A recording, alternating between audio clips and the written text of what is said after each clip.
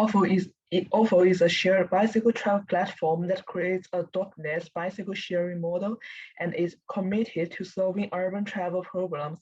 The main source of income of Ofo's small yellow bikes is rent. The deposit paid by users is maintained at 199 RMB. Students in school are charged 0.5 RMB per hour for riding. Members of the public are charged 1 RMB per hour for riding. Users only need to scan the QR code on the card in the WeChat applet, Alipay or Didi applet or Ofo Xiaohuangche app, or directly enter corresponding license plate number to ride and use it at any time. In 2014, Dai, a graduate of Peking University, and four partners co-founded Ofo, dedicated to solving the problem of the university campus travel. In July 2015, once the Ofo sharing plan was launched, it successfully obtained 2,000 shared bicycles at Peking University and completed the pre-A round of financing in October. Ofo has been in the financing process for 2016 and officially launched its registration in Guangzhou in December. In 2017, Ofo became the world's first shared bicycle platform to provide services in more than 100 cities in 4 countries around the world, with dining orders exceeding 33 million. However, the good times didn't last long. In the past 2 years, Ofo has almost disappeared, and neither the street nor the news medium has been relevant report about the Ofo, and this is the end and it's why.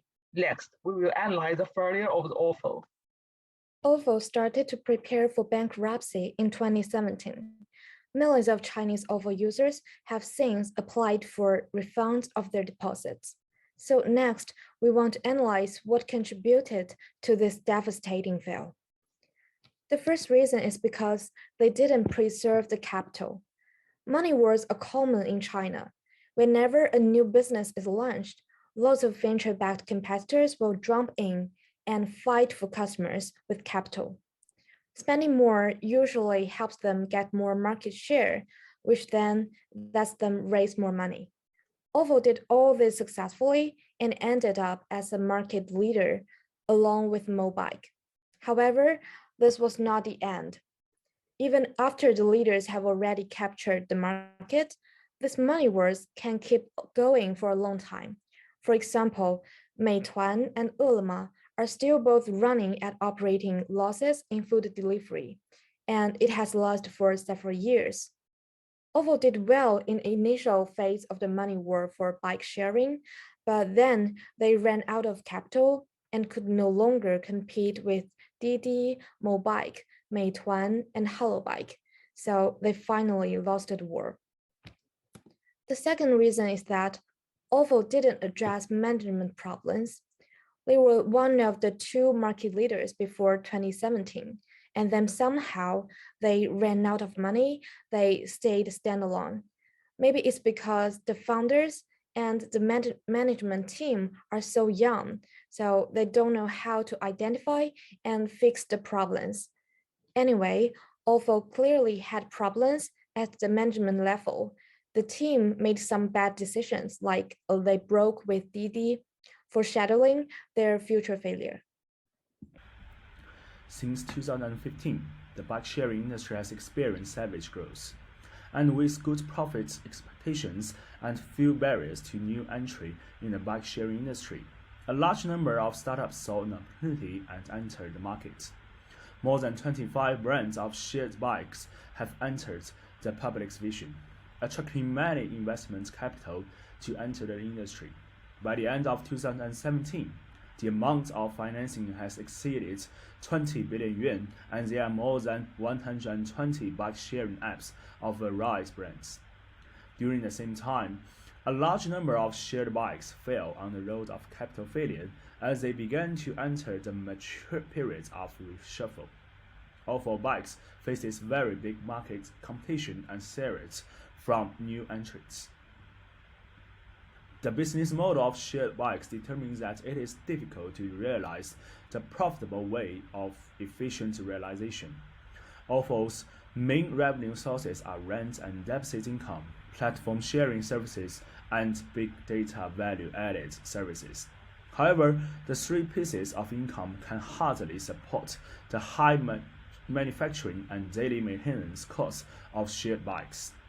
Although Ofo has made some progress in its own advertising and social media, it is still a drop in the bucket and the realization is not sustainable. In addition, the current regional policies do not allow car body advertising, making shared bikes in a dilemma. The withdrawal of shared bikes from overseas is also a hot topic. In Europe, Opel's main profit points uses to follow the Chinese model. However, the EU's general data protection regulation is so strict that its sustainable development will be more difficult. As a result, it has too much risk. Capital chain is broken, and finally, it will withdraw from the European market. Now we're going to into the alternative outcome and see how some decisions could have led to the success or failure of our company. First, installing smart locks.